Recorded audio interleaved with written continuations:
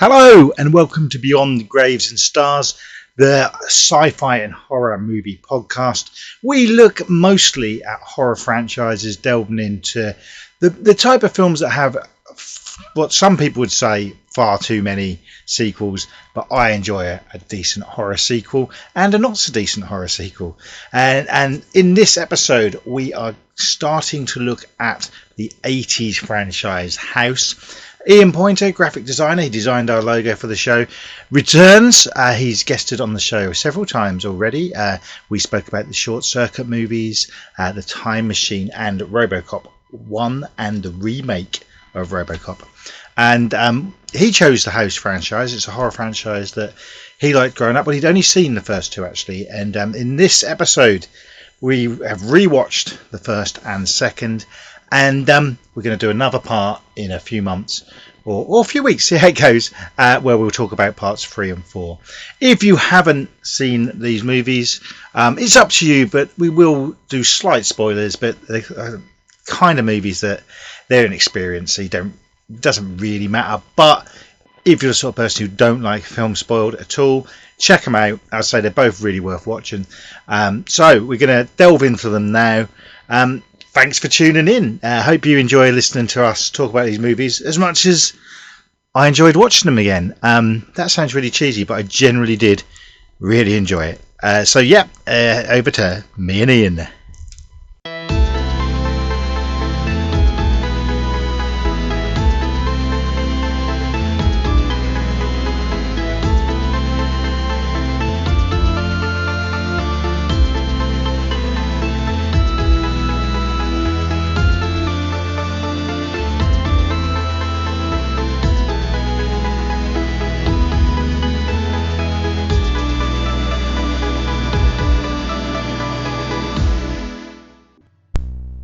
Ian, thanks for coming back. Oh, you're very welcome. Was it Short Circuit we done last? I think the last one was Short Circuit, yes. Yeah, we compared 1 and 2. Yeah. Now we're back to, well, not this first time you've done horror, really. Yes. Well, I mean, yeah, if you can call it horror. Because we've done RoboCop 1 and 2, so that's kind of sci-fi action. Yeah. Time Machine, sci-fi, a little bit of horror. Yeah. And now we've been talking about it since ages. Podcast started off. I think on the Time Machine one, which is the first one we done, we mentioned we were going to tackle the House franchise.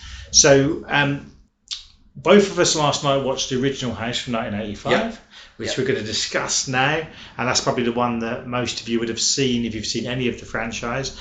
And I do suggest watch 1 and 2 before, but don't really matter. We will do minor spoilers, but they're not the sort of film that they're the experience more than the plot. Absolutely. And we're going to talk about that, and then we're going to sit down and watch House 2, the second story. The sun's out, it's a lovely day, perfect weather for watching a horror film, if you ask me. Absolutely. Because I'm a miserable bugger. And this isn't a miserable film. We'll just start. I'll just ask you, because you've seen these two films before, and you haven't seen 3 and 4 yet. I haven't. No, I mean, I've seen bits of the third one, but I've seen 1 and 2. Yes, I've seen 1 and 2. I've seen 1 much more than 2, so I can quote that one much more. Yeah. But very enjoyable. Yeah. So do you remember the first time you saw it and how you saw it? Oh, I was. That's when I was living in Kent. Yeah. Well, we hired it from the local video rental place. Yeah. I shouldn't have watched it because I was, but we watched it. It was again with my sister and my brother, and because my brother had already watched it, and he said, "Nah, you'll be fine with this because it's a bit of a comedy." And I think I must have seen it 89, maybe 90. So not too long, because it came out in 85. Yeah. And I mean, I don't think I saw it till I was at least in my 20s. I can't even remember how I first saw it. No. Probably I didn't rent it, but I remember the boxes for 1 and 2, the video cases, when I was a kid. Never rented them. I must have seen it on like Sky TV on the horror channel or something. Yeah. But it's one that I enjoyed, and then a friend of mine gave me the DVD of it a few years later, and then I've since bought the Arrow box set of 1 to 4. If you look at the pages, we'll have got some pictures on that, because we've got the VHSs It was a big VHS film. You've got the Anchor Bay DVD box set of all four, so which is another. I think, Yeah. as I said to you before, I think that's quite rare. I don't know. It probably is rare. I got it on eBay, and I'm very proud of it. Very proud. So. Yes, but we'll quickly go over the premise. Yeah. Did you want to do well, I mean, we could both. But what I'm, the idea is this woman, this old woman who is perceived deliberately as like an old senile woman has been discovered by a delivery guy having hung herself. Yeah, so it's quite a dark opening. It is a dark opening, and to be honest, you think it's going to be a really dark film from that. Yeah. And then he runs off. He doesn't call the police or ambulance or anything. He just scarpers, Yeah. And then, but then her nephew inherits the house. He doesn't know what to do with it. He gets taken around after the funeral to look around. See what's valuable and what's not, and then he says, well, this guy's a writer, he's an established writer, and he's like, I'm gonna hang around for a bit, I'm gonna stay here, I think I can get some like good stuff going here. And he stays there, and he realizes there's more to the house than it just being a house, a residential place. There is a not spiritual, it's like a paranormal thing going on, and he weaves it into his story, and then it just becomes a bit of a ride. Yeah, because he lost his son, and because of that he divorced his wife, and they'd broken up. Yeah, that's what's good, because you later learn that it seems like he used to live in that house. Well, he used to live with his aunt, because when his mum died, she brought him up. So he had absolute. But it implies that the child went missing in that house. Yes. And the child just vanished. He thought, there's a scene where he jumps into the swimming pool and thinks that it's a flashback. Yeah. That the kid is drowned. So it's early signs of the movie, which is quite clever. He served in Vietnam, and so there are flashbacks to Vietnam. Yeah. So you don't know if it's PTSD. Yeah. Or the house is haunted. Yeah. And it suggests that the child's gone missing. You don't know exactly how. Yeah. And then it appears that the child did just vanish. He's adamant that the kid will come back one day. Yeah. And whereas I think that was the disagreement with him and his wife. He doesn't say that. Yeah. But they've split up. They're still in contact. Yeah. She's an actress. Yeah. Famous soap star. And and the actress who plays her was the character was a soap star. Yeah. But the actress who played her was a child star as well. Yeah. So I imagine they got her because people would recognise her from TV and that sort of thing. I hadn't seen her in anything else, but her name's what was it? Kaylin Sandy. Yeah, I haven't seen it. I haven't seen her in anything else, but she was in a fair few sort of smaller films back in the 80s, including Death Wish 4, which was a banger. Oh, the Death. So, and the main guy, Roger, he's struggling to write his second book. He's a horror writer, but he wants to write about Vietnam. He wants to write about his experience. Yeah, and like I said, the first part of the film really, as it could all be seen as PTSD, and lots of things happen. And it's only he who sees it. But then, probably 2/3, 3/4 way through the film, his neighbour, played by Norm from Cheers, he actually sees one of the... What's his name? Something Went. George Wendt. George Wendt. Who plays Harold. Yeah. And he's a bit of comedy relief for the movie. It's why things are kind of strange about the film is, it starts off like a straight horror. We mentioned that dark first scene and the intro music, and then it slowly turns into a comedy. That sinister kind of like fly through of all the garden area and stuff as the cast is going up. Yeah. You make you think, oh, this is a bit sinister. Yeah. But the original movie was meant to be a straight horror. It was written as a horror, and then I believe it was meant to be directed by Sean Cunningham, who done Friday the 13th and a few other films, but he's the creator of Friday the 13th, basically. And this was his next project. And they got on board Steve Miner, who directed some of the sequels to Friday the 13th.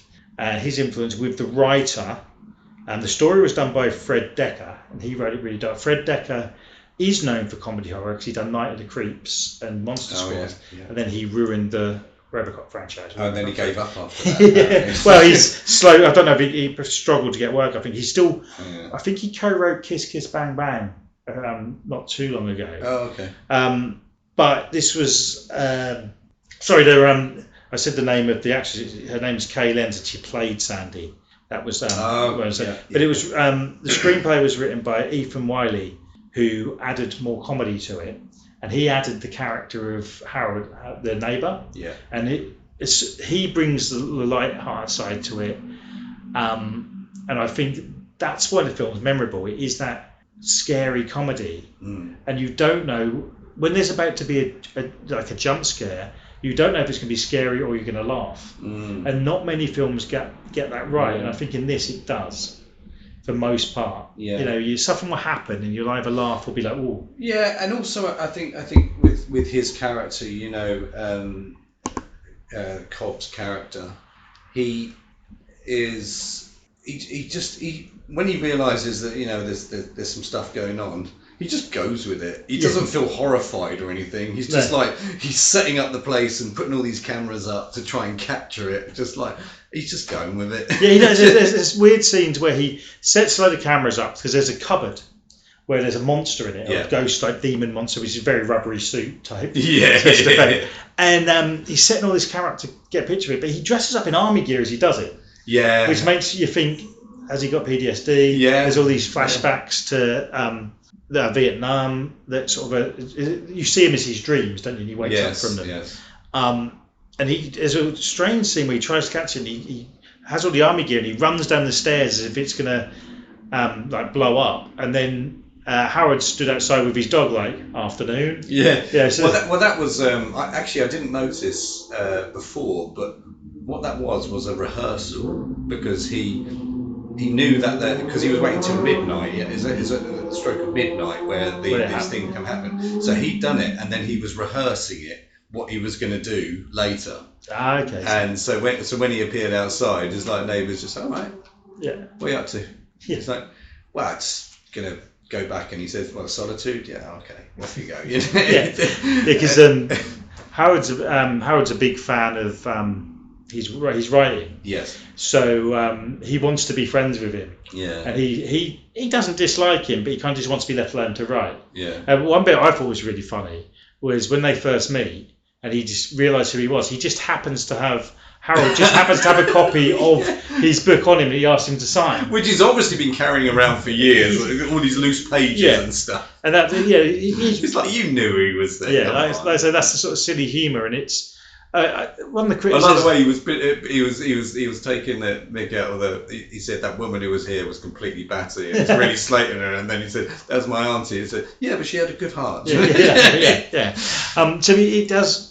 I'm about to be criticised for being sort of tonally all over the place, but I like that about it. It's what it makes it stand out. Yeah. It is ridiculous. It's like he moves into this house, and you've got the nicest man in the world one side of him living, and then a Swedish, basically supermodel. That's the actress who lives the other side, played by Mary Savine, who you may recognise. I think she was a Bond girl. Okay. I'm not huge on Bond films. I don't know if she was in it or the people dancing at the beginning, maybe. Probably. And she was in The Howling 4, which I've probably seen. And they're filming 87 called Open House, which was another horror, which I think is a cash-in on the success of this. It's not a sequel, but it's another horror. So there's her as a single mother living the other side, and she's really flirty with him. And another bit of comedy I liked is she shows up with her son, acts all flirty with him, and then, are you free tonight? And then he thinks he's going to get, a bit of rumpy pumpy, but she just wants a babysitter while she goes home. So she leaves. And then this is why I thought it might be PTSD, because in that bit, there's like the monstery horror stuff happens, and there's like a hand on the back of the kid. Yeah. And the kid doesn't seem to react or see it. No. So, and he's doing something, it's like, is it in his head? And it still could all be. And then there's the reveal later that it isn't and it's real. Well, there's it could be the case, but yeah, that, see, for me, there's a few instances in that film that really stick in my memory, and that chubby, pale hand Yeah.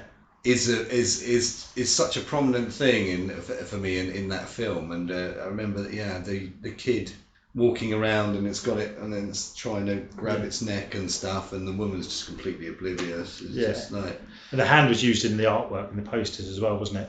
I don't know if it was that hand, but it was certainly one of the it's the same. It would have been that was what was the idea of it.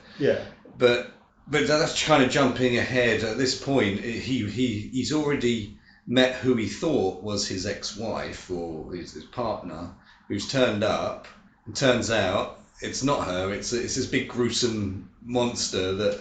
So he chops her up. So there's a scene where you think he accidentally shoots his ex-wife. Yeah. That's when it could be PTSD. Yeah. And not until spoilers. We're going to do spoilers. Not till the end when his actual ex-wife turns up. Yeah. You realise he hasn't killed her. No, yeah. So there's a lot going on, and you've got, even though there's the silly aspect of it, you do have to pay attention. You do. But I think the performances are great. All of them are good. George Wennet stands out for me. Yeah. But the main actor, William Catt, who in America is well known for a TV show called Great American Hero, which was a sort of a sitcom where he plays a superhero, which I don't know if it was shown over here, but I've seen pictures of it, and I've got a mate from Canada who was a fan of it growing up. Yeah. But he was also in Carrie. He's the main teenager. He's got that perm in it. Yeah, that's him. Oh. Okay, I didn't spot that. But one thing I really want to see, it's a film I've never seen. In 1992, he was in a British crime drama called Double X, starring him and Norman Wisdom in a serious film. I'll tell you what, we need to see that. I vaguely remember it coming out because being a kid and Norman Wisdom fan, and it's meant to be terrible. Yeah, but that's what makes me want to watch it even more. So so he's had an interesting career, and he comes back in, I believe, which we will talk about in the next episode. He's in House 4 as well. Oh yeah. So which you haven't seen yet. So no, I haven't. No. So thoroughly recommend this film. We've sort of gone over it, but I do want to mention as well one character we haven't mentioned is Big Ben, who in the flashbacks.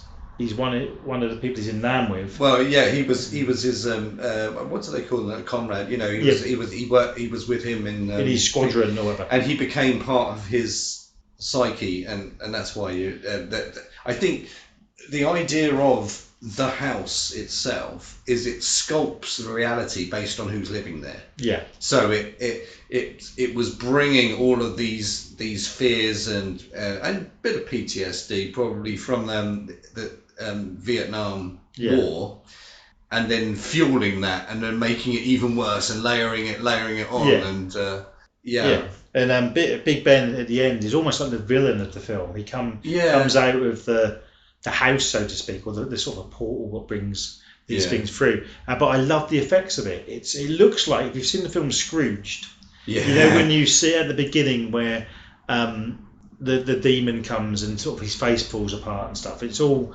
practical makeup. Yeah. And this looks great. He's played by Richard Mole, who was in the sitcom Night Court. He's done loads. Was he in that? Was he? He's in loads of stuff. And I was watching the other night an episode of the Highlander series. Yeah. And he appears in that as a villain in one of the early episodes. He also done voices in a lot of animation. He was Harvey Dent in the Batman animated series, which was pretty big back in the day, wasn't it? Yeah. Unfortunately, he passed away less than 2 years ago. He was 80 though. So, no, that's a good good career. Good career. Yeah. He's done a lot, and one of those people who plays the villain but could also do comedy very well. So nice little appearance by him. Even though he's not in much of it, he's kind of like second or third billing, I suppose, behind Norm or Harold as he's called. Yeah. So a really really cool character, and the imagery is great. I do find that the effects in this film are sort of, some of it's better than others. Yeah. Some bits look really good. It's like a mishmash, isn't it? But clearly low budget. Oh yeah, I mean it is low budget. and whoever's house that is or was in reality, they obviously only had like a weekend to rent it or something, just try and shoehorn all of these activities in. But yeah, there's some mad stuff. There's like a big fish on the wall that comes alive. Oh, that bit really, that has always stuck with me. I mean, there are key things that stuck with me. Is that gruesome hand, is the fish on the wall, and it's him and it's his colleague as a skeleton zombie. Those are the three main things that stand out. There's the skeleton sword fighting skeleton. That was that one as well. But I meant the one that we were just talking about.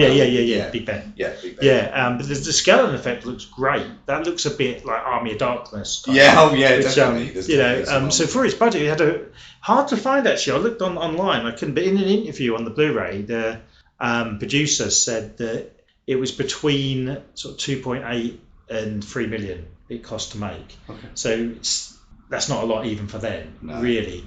And it done really well. It made 20 million, so five times the budget. Yeah, that's good. Hence, it became the franchise.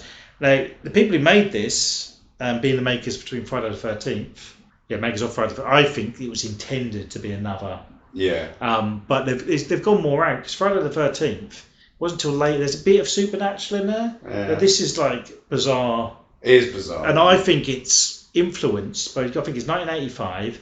Is the haunted house style almost comedy? I think it's very influenced by one Amityville, but more Poltergeist. Yeah. Especially with the scenes we're trying to get the picture. Yeah. So sort of a light-hearted touch on that, and also I do think there's a bit of Ghostbusters in there. Yeah, it's a mixture of all of those things, of the expectations of horrors at that time. Yeah. And over here it was a 15. In America, I'm guessing it might have been a PG-13. Probably. Because there's not much swearing in it, or any. There's not actually. No sex. It's not. And the violence is comic. But then there is the war stuff. Must have been quite controversial, really, when you think about it, because it wasn't that long after Vietnam, when you think about it. And because it's light-hearted on it, you'd had things like Coming Home and even Rambo and Apocalypse Now, very serious films. The first Rambo, First Blood. Yeah. And this it's not mocking it, or far from it, but it's a light-hearted on a serious subject. Yeah. So it's certainly different. It is. Yeah. I think it's just generally it's not a full-on scary horror. It's more having fun with the horror genre, sort of thing, isn't it? It's a lot more lighter than that. And it's obviously it's not Beetlejuice. It's not more comedy than horror. No. It's kind of got it both. Well, I suppose a bit like the second Evil Dead. You think about it. Yeah. So it done well at the cinemas, but it was massive on video, VHS, back in the day. I think it's not talked about enough. I know. But that's why we've been talking about it, because this is what we want to do. But we do want to talk more about the franchise as a whole. A lot of people I know, when we talk about, like, say, this, and we've done, I've done on another episode, Phantasm. A lot of people haven't seen the first one. So we've discussed the first one. I will ask you my usual, give it a rating out of 5. What would you give this? Of this one? No. Thing is, you have to be very honest. When I'm enjoying a film, I just want to give it a high score. But I think realistically, 3.8, 3.9. I think it's very close to 4. It's not. It's not a amazing film, but it's so enjoyable. It's. That's for me. It's not perfect. I think it takes a while to know what it is. Yeah. And that might be deliberate. It might be trying to trick the audience into thinking it's a straight horror. Yeah. But even if that is done deliberately, it makes it, like I said before, sort of kind of a little bit tonally off to start with. Yeah. Then when it knows what it is, it finds its feet, so to speak. It's brilliant. Yeah. So for me, it's a 4. Some of the effects are a lot better than others, but that's a budgetary thing. Yeah. And I think they've done well for the budget. Yeah. And it's rewatchable. I think it's one of the few. I've only watched it probably 4 times in my life, but I think I've enjoyed it more every time. I think so, and I was expecting I was going to be disappointed when I watched it today or yesterday, but it's exactly what it was. And you've got things like the quirky moments of the songs coming into it. Now I'm not. feeling better now that you're through. And it's just like, this so quirky. And I don't know if there's a soundtrack, because they had the score, which by the way is very good as well. There's kind of this off-key soundtrack where it just kind of leads you into what's going on, but then you have this blast of these songs. That's why I'd made the note of that. I can't think. Like basically one of the monstery demon things is like a quite brutal scene. It dies or gets killed, and then it's straight into a pop song. Like what the hell? And I'm like, that's only in the 80s. That's why I love the 80s as a. But then it wasn't a well-known song. No, I reckon like you say, you have to look into it, because they might have had songs written for it. Yeah. And a lot of low-budget films, even now, it's cheaper for them to have write and record songs for the film than to get the rights to an existing well-known song. Yeah. Or if it was a already existing song, it would have been an independent, cheaper artist to get the songs of. But yeah, I love that, because it's like you're sort of taken back, like, what the hell? Yeah. And then he's just accepting it, and he's just going with the ridiculousness, and so are we. We're just watching it and just saying, "Oh, okay." Yeah. And it's a good balance. It's a good balance, because you're not sure whether this is going to go into a deep, scary horror.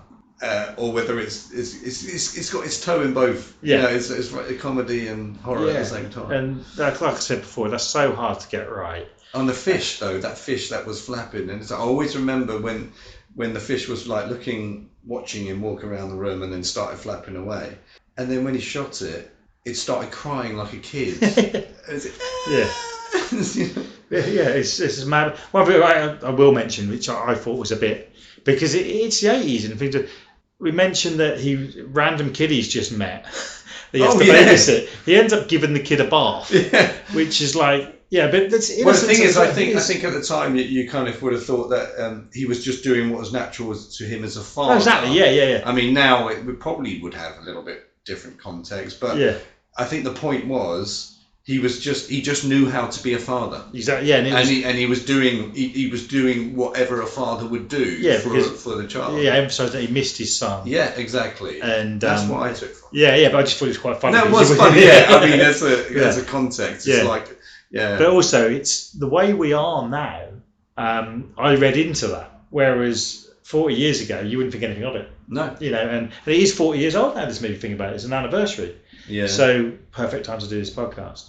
Right, shall we watch the second one? We're going to watch the second one. Yeah, and if you haven't watched the second one, there'll be a little tiny musical interlude, not a full pop song, which would work really well.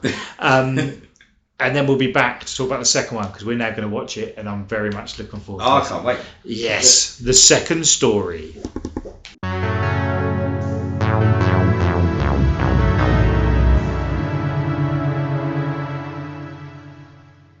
Well, that was different. I can't say I didn't enjoy it. Ian, House 2. I do remember it being so wacky, to be honest. It's there's not much substance to it, but and it's nothing. There's no connection at all with the first one. It's just a complete reimagining of the idea of this kind of house. But it wasn't even about the house, was it? It was this kind of just jumping around. It was almost like they're just two teenagers, and even though they weren't teenagers, but it was more of a childish adventure. Yeah, it was the two main guys were very two out to say Weekend at Bernie's or that sort of thing. So the plot was a bit all over the place. So what I'm going to do is read out the letterbox synopsis. So that way we can talk about the film without trying to... Let's do it. Okay. So Jesse moves into old family property where his parents were mysteriously murdered years before. Now, I forgot that bit. That's the opening scene. Yeah. Didn't continue it, did they? No. He soon finds himself with unexpected guests in the form of his mummified great-grandfather, a mystical crystal skull, and a zombie cowboy. There's more to it than that. It's called House. I don't know if it's supposed to be the same house as the first one. I don't think so. I think really it's just a tongue in cheek. It's another house title, story, isn't it? Well, there's a joke really in the title, because the subtitle of this is the second story, as we mentioned before. Yeah. It's more of a mansion than a house. It's huge, very gothic looking, but like the first one, the house is, in a way, the house is the villain, and then it says portals to different places. Yeah. So it's not just a haunted house film. It is also, they go into prehistoric times. There's dinosaurs, and there's the Wild West side of it.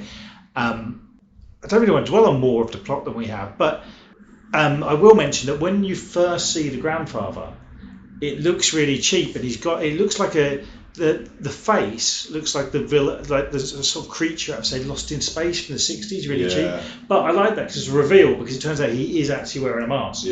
And underneath, there's the mummified zombie-looking face, much like Big Ben from the first one. I like those effects. The grandpa, I thought, was brilliant. Yeah, he was good. He likes to party, he likes to drink. And it's there's this crystal skull which is all powerful and keeps him alive. Do they just look for the skull because of that reason? It's mythical. It's not really that clear.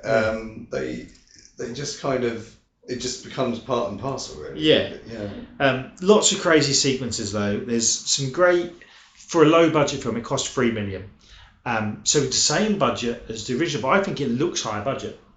I tell you what, I was going to say the lighting and the way that the cameras pan around and that, it's pretty. You expect actually that it's going to be a lot. I don't want to say better than it is, but that the first scene is a brutal beginning, and it seems like, you've really set the scene, but then it just kind of like goes, we'll do something else. Forget the parents. There's a little reference to that later, but it does go. This is more of a broader comedy than the original. Lots of slapsticky moments, silly lines.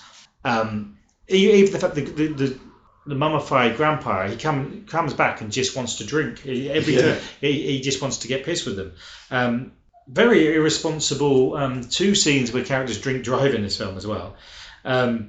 But it's the Charlie is the friend of Jesse. Jesse's the one who's the grandson. Charlie's just there kind of to be his buddy, but also comic relief. He rocks up drunk with his girlfriend, played by Amy Yesbeck, who you was like, where do I know her from? She's in Robin Hood Men in Tights as Maid Marian. She's also the friend in Pretty Woman, the friend in The Mask as well. She's like one of Jim Carrey's. Wasn't she the one that stitched him up so she could get cheap rent or something from to keep her flat? Anyway, she's in and she's the mum in Problem Child movies that I forgot about as well as being in Dracula Dead and Loving It. So comedy actress, I'm sure she's done a lot of TV work as well. The grandpa is played by Royal Dano, who was in loads of movies and old westerns. So that's a nice. That makes sense. Nice little throwback. And we'll mention as well that the girlfriend Kate, who sort of disappears halfway through the film, doesn't come back, is played by La Park Lincoln, who is most well known for being in Friday the 13th. She was in part 7. That's the weird one where it goes all supernatural like Carrie. Now, she actually passed away a couple of months ago. So I didn't realise she was in this. I saw all the stuff online about her dying. So we'll dedicate this episode to her. Absolutely. And one thing we both remembered about this movie is John Ratzenberger's in it. Cliff from Cheers, obviously Norm from Cheers. He was in the first one. And I think that's deliberate casting. Yeah, I do think so. And the thing is, I remember him being in it longer than he was. He was only in it like 10 minutes maybe. He's an extended but I tell cameo. you what, he elevated the comedy when he came in. He is hilarious. I don't want to spoil any jokes. But early on in the movie, when they first go to the house, they point out there's electrical problems. And then he's mentioned again. And then an hour through, when all this crazy stuff's happening, Electrician, played by him, Bill rocks up, just walks into the house and just starts trying to sort the electrics. And so he ends up helping them, and he acts so, the joke is really, he acts so natural. What's funny is that when he comes in, the two of them, or at least like the main guys, he's thinking, mate, you don't know what's going on here. You have no idea. And it turns out that he's seen it all before. And he said something like, you've got some other kind of dimension in there. No way, I've seen this before. And he goes in, he gets his sword out. And under his tools there's a sword, like it's just part of his... and that's where this movie, much like, but more so, I mentioned in the first one, where when George Wennet or Norm from Cheers rocks up, it elevates the comedy more. Yeah. Definitely the same in this. Yeah, definitely. But also, this is the kind of movie that it would be less scary for kids than the first one.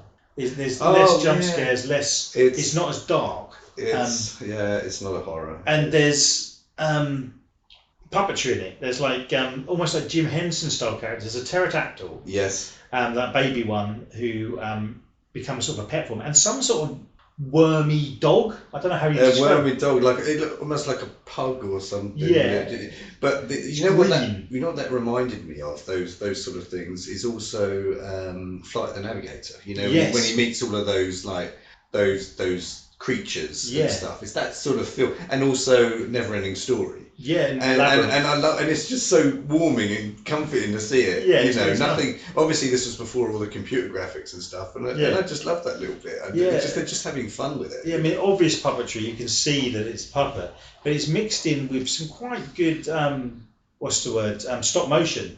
There's like a stop motion zombie horse. Yeah. There's a massive dinosaur. There's the pterodactyls. Yeah. And for another one for a low budget, it looks pretty cool. It does actually. Yeah. I mean, we watched it on Blu-ray, so it's been restored. We've actually got here the DVD and the video, but we thought we watched the Blu-ray. Yeah, do the Blu-ray. Yeah. And it holds up visually. It holds up well. The humour holds up well. The thing I'd say letting the film down, but does it matter, is the plot. Yeah, it is quite vague. Yeah. But I think as it sort of goes on, if you just take your brain out and just go with it, it's quite enjoyable. Oh, very enjoyable. It doesn't have to have a strong message at the end. It just enjoy the ride. Yeah, and to be fair, we started watching it. We both laughed quite a bit. Yeah, I did. Yeah. And for a film from 1987 as well, and it's 15. So there's only the drink driving bit in there. There's one homophobic slur in it. Other than that, nothing's aged. Yeah, that's right. Yeah. And that's said quickly. And it's the same slur. I'm not going to say it. What's used in the Bill and Ted movies, which are still PGs. So it's one of those things that maybe But at the time in the 80s, that was kind of just a humorous thing, you know. Yeah. And but other than that, there's no bad language in it. Nah. And there's not even the jump scares, but there's no blood and gore. No. It's, as I say, it's all sort of. It's more like dust and and brittle bones rather than actual. Bits of it actually reminded me of Indiana Jones. Yeah, there's a bit of that. So the Crystal Skull, obviously. I was thinking that when. And then there's a bit with sort of where they find a woman who's been captive, and it's a bit Temple of Doom. Yeah. It's a bit of it. But yeah, I mean, it is a horror, but it's not a horror. It's not a scary horror. It's horror themed. Yeah, zombies and monsters. And it's a light story being told in a sort of horror guise, really. Yeah, and much like the first one, it starts off dark, and then becomes silly. Yeah. Which I think is in the next episode we'll explore 3 and 4, which I don't remember much of this at all. No, to be honest, where you and I were both watching it, I'm like, I don't remember this bit, and it's not very memorable. I don't think as like a classic film, but I'm just surprised that I remembered it slightly differently when I watched it again. I think I don't know when I got the box set of this about 4 or 5 years ago. I'm not going to lie to you. You're all my friends. I think I watched it drunk late night. Yeah, that's probably what happened. So I remember. That's probably what happened on my end as well. Yeah. So I remember the cowboy. I'm surprised I don't remember the puppets. And I remember, sort of the recognisable cast, but not big stars. I mean, it got a cinema release. It more than tripled its budget. Well, so hence they went to make 2 more. But I'm going to say. As a horror, it's not great. As a film, I really enjoyed it. Yeah, it is good. It is good fun. I mean, like I say, it's you take your brain out. You just kind of just go with it, and don't compare it to anything else. There were loads of films like this, and I know a load that were released at the same time that were very, very badly acted. But if you just ignore that and just go. But this one, actually, the acting was pretty good. Yeah, it was. It was well staged. It was. They seemed like they were having good fun. Oh yeah, and the chemistry between the cast was good. Yeah. There's some jokes or throws that have often been done before, like right early at the film, at the beginning, you think there's going to be a jump scare and it's an iron board falls down. Yeah. And that's always done, but in this, it's done tongue in cheek. So it wasn't like, oh, I've seen it before. It was more of a, you grin with it and like, yeah, this is, you've got to get on board with it being fun. I think one of the reasons, it's got a really low Rotten Tomatoes score of 8%, which I think is ridiculous. It's not that low. There's worse films than this. It's got 2.8 out of 5 on Letterboxd, which is fine. Okay, no, that's about right. Yeah, that's about and I think it's got something like 5 point something on IMDb, which, I mean, fair. But I think people who watch this movie, with any sequel, it's always compared to the first, which I suppose we're kind of doing in this podcast anyway. But I think a lot of people's expectations probably dropped when they realised probably a different house. It might meant to be the same, but it looks different. it's definitely different. They've definitely used a different one, but it might meant to be the same. It might have meant to. Yeah. Completely different cast and characters. Yeah. No references to the other movie at all. The closest thing we have to another reference is, I think the score's the same, or some of it's the same, and you've got the Cheers reference. Yeah. There's a motorbike in the background, if you heard that. If you Yeah. didn't, don't worry about it. And someone's made a woohoo as well. It's like, that's cool. That makes up. So, but, initially the Halloween franchise was supposed to be, each movie was a different film set at Halloween. So maybe with this, it's a different horror film set in a house. And I think that is where they went with it. It's directed by Ethan Wiley, who wrote the screenplay for the first one. And he wrote the screenplay for this, so it's got that in common. Fred Decker, basically the same team. Fred Decker done the story, and Sean C. Cunningham produced it. So it's got the same team behind it. So I think either they couldn't get the cast back, or they were like, no, we'll just go and do a different thing. Because when you look at horror franchises like Friday the 13th, Halloween, it's always, I enjoy these films, hence I'm doing this podcast. Yeah. But a lot of them are rehashes of the same thing. Yeah. Whereas this, it's just the same premise, but it goes off on one, and I like that. It's kind of like when I was at university, and the film students would be doing, also the illustration students would be doing their thing based on a key word, and it kind of feels like the key word is house. Do what you want with it. Yeah. And I would see that if this was a student movie that I saw, I think that I'd go shake their hand and say, this is great fun. Yeah. Well done, and well done doing something different. I mean, it's certainly different. You've got the buddy comedy. You've got the haunted house. You've got the dark parent murder bit. Yeah. There's dinosaurs, cavemen, cowboys, demons. What's not to like? It's got come over. It's got everything you'd expect from an 80s franchise horror movie, apart from swearing and nudity. Yeah. So nothing's perfect. Yeah. So I really enjoyed it. It's made me more excited to do the other ones. Little nods. I mean, I noticed, which a lot of people probably wouldn't. Kane Hodder, who played the most famous actor to play Jason in Friday the 13th, as a cameo. Yeah. He originally was a stuntman. He does do a stunt in it, so it's part cameo and part you see his face, which you never do properly in the Friday the 13th films. And I imagine these are all connected because the actress who played Kate was in, so they probably made it at the same time. So they might just this film does feel like it's campy, it's crazy, but it feels like it's made with love. And I think these friends getting together making a fun movie. Exactly. And I love that. Yeah, absolutely, and that's what we try and do with these sort of analysis. Analysis. It's you've got to give it credit where it's due. There's no point in just sort of saying, oh, it's nothing like the original. Well, no, it's not. No, it's completely different. And if it was a rehash of the original, it'd get criticised. Yeah. So they could have gone to try to develop the characters more for the first one. They could have done a lot, which actually I think probably happens in one of the later ones. Might do. But this is great, and I think it would be either totally forgotten if it had a different name because it's a bit weird, or remembered more fondly if it had a different name because people wouldn't connect it with the first one. Yeah. But either way, I thoroughly recommend this, and you could watch it without watching the first easily. Oh, Obviously, absolutely. Yeah. Underrated, 8% rubbish, right? It's this is one thing why I like doing this podcast is people don't often watch films what they're supposed to be. And this is supposed to be fun entertainment.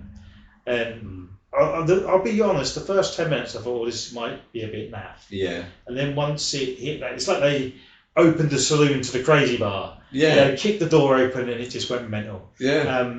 Watch it for John Ratzenberger's appearance alone. Oh yeah. Absolutely fantastic. Yeah, it's great. From Cheers, you know him as he's funny with his comic timing verbally. Yeah. But in this, it's just some physical comedy. But also, but I mean, as Cliff, he tries to make out he knows he's got all this experience and he knows what he's talking about and stuff. And there was nods to that in this. But he actually did know what he was talking about because he actually was prepared. Yeah, it was almost like the person that Cliff thinks he is. Yes. As if he is knowledgeable, he's cool. So you kind of think maybe this is a Cliff dream. You imagine it in Cheers, like this is what he dreamt one night. And it's like good sequels. They take the things that work best from the first one and elaborate on them. And I think in the first one, what people liked most was the comedy side of it, the goofy effects, the practical effects, and they've done more of it. They've dropped. Okay, there's a serious start with the murder, but there's none of the PTSD stuff, which probably got criticised, I think, for the original. I don't know. So with this, it's more lighthearted. It was more inoffensive, wasn't it? And it's still a 15 certificate, which I don't really see why. I don't see why it should be. No. I mean, it could be easily like a 12. Yeah, I mean, but like I say, there was no blood and gore. It was puppets and stuff. There was alcohol abuse and there was shooting guns. Probably was drink driving. Yeah, I think probably that might have been what tipped them. Yeah. Interestingly, I think it's the third. One of the next two is an 18, so we can definitely find out why that is. I hope it's something good, not just a couple of drops of the C-bomb or something. Yeah. Sometimes I get really disappointed. You go and see an 18, and it's literally in the background there's a screaming pornography on. Yeah. When I want an 18, I want blood, guts, swearing. And another letdown for this, there was no inappropriately used pop music, which I enjoyed for the first one. Oh, I did enjoy that. Yeah, there wasn't any, was there? No. They could have easily thrown that at the end when he's sort of going around the house and then in and out of like the realities and stuff. Yeah. They could have easily. Nothing's perfect. But anyway, it's overall it is an enjoyable one. Yeah, I mean, I don't think it's as good a film as the original, but I think I enjoyed it as much. Is how I describe it. Oh, really? Okay. Yeah, because it was sillier. And if obviously we're a horror sci-fi podcast, but we take things for what they are.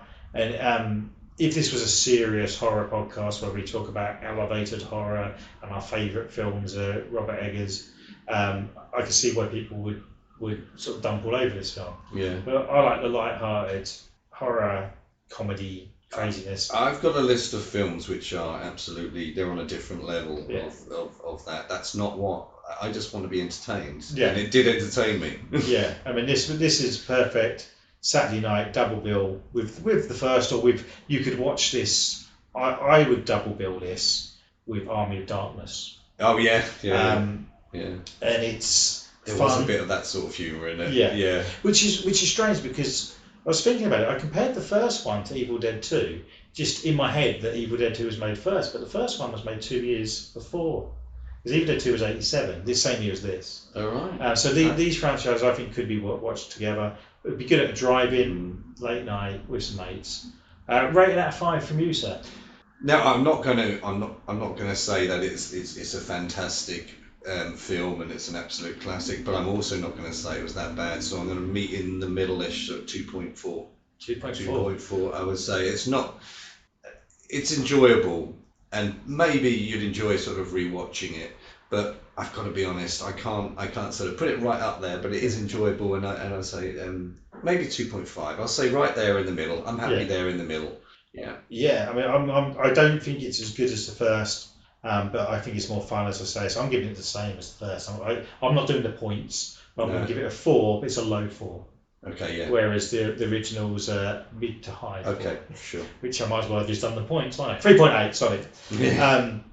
well worth a watch. And with both of these, I've got the Blu-rays, and I'm going to explore the special features. I don't actually know what's on them, but I'm interested to find out more about them. I would love that that glass skull that they've got now. I'd love to have it up on my shelf right there. I'm sure there's some really good props in it, isn't there? I'm sure the skull kept changing as well. It did. It was different shapes. And it made me, I'm not going to do any advertising, but it made me want to get some of the vodka that Dan Aykroyd makes. Yeah, he does the. Yeah, I've got a bottle, but I'm never going to open it. Yeah. One thing I am going to mention actually is some of the voices. I'm just looking on Letterboxd here, are done by, and I imagine it's to creatures. Frank Welker. Do you know who he is? No. I think you pronounce it Welker. Now he's a voice artist who's done load of. Just looking at on here, he's credited for loads of films, including the live-action Scooby-Doo, Raiders Lost Ark, Toy Story, Lion King. But I know him as the voice of Uni from Dungeons and Dragons, the cartoon. Yeah. And he done Slimer in the Ghostbusters cartoon. He's a legend. Oh, And he done some of the voices, which I think is nice to hear. And I think he was, he done a lot of the voices in Transformers as well. So an 80s legend who, and I think he actually voiced Scooby-Doo as well. There we go. So lots of fun facts for you there. Overall enjoyable. Yeah. I would say just watch these films without high sort of expectation, but it's had some really good lighting scenes. Some of the filming was great. Actually, I just want to quickly say his friend did remind me a bit of Jim Carrey. Yeah, he had that kind of. He had that sort of persona, didn't he? Yeah, he had the bass and haircut of Jim Carrey in Dumb and Dumber. Yeah. But he was all right. I mean, I recognised him, his face instantly, and I'm looking at it. He's in Fright Night. That's where I know him. Oh, okay. Which is another great comedy horror. Something I'd like to talk about on the show, but I find the sequel very hard to get hold of. So maybe one day. But thanks a lot for coming back. We're going to do another episode soonish. We don't schedule that we do. Yeah, we've got. We'll work it out. I would say in the next sort of few weeks or whatever, we'll do it and we'll pump it out for you. There should be House 3 and 4. And we're going to say goodbye to Ian now. Thank you very much. You're very welcome. And there'll be one of those little interlude bits of music coming up. Then I'll just tell you what else is coming up in other episodes. What will be released in the next couple of months.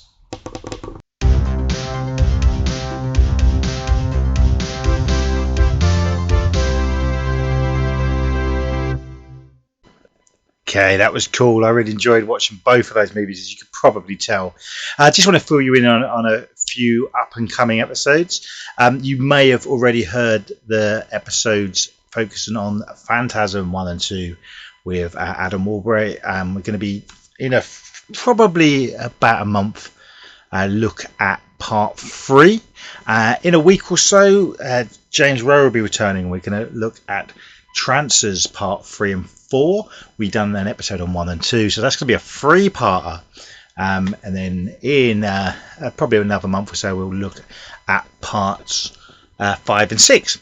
I've got another guest coming on as well for an up-and-coming episode. Sam Williamson, who you may know, he plays bass in the Ipswich-based band Hope Ahead, and we're going to do a special episode which I'm going to call Childhood Ruined, where we're going to look at the sort of Winnie the Pooh horrors, the Peter Pan one what just came out, basically the Pooniverse as it's called, the 3 films that have been released from that so far, as well as other movies like Banana Splits and maybe the Ginger Dead Man. So basically kids stories and fairy tales that have been turned into horror films. There's special episodes on that. Don't forget you can follow us on YouTube, Spotify, Apple Music and Amazon Music. There's a Facebook page and an Instagram page. Sorry I don't overly use them, but I try to. All links to every episode will be on there at least, and if any news of other stuff I'm doing or the show's doing, that'll go on there as well. If you want to hear me rant every week about just movies in general, I now do a film review radio show called Take One. It's on an online radio station called Eastern Alternative Radio. Every week I'll just be talking about new releases, not just horror and sci-fi, everything. And it's recorded live because it's done like an old school radio show. It's just me, and as you can probably tell by these intros and outros, I kind of struggle when I haven't got someone to bounce off. So I'm learning. So you give it a go if you want. But thanks for listening. And any comments or anything, leave them on the pages. And it'd be nice to chat to you about these great films. And there'll be another episode, as I say, on next one will be on Trances 3 and 4 with James Rowe. Bye.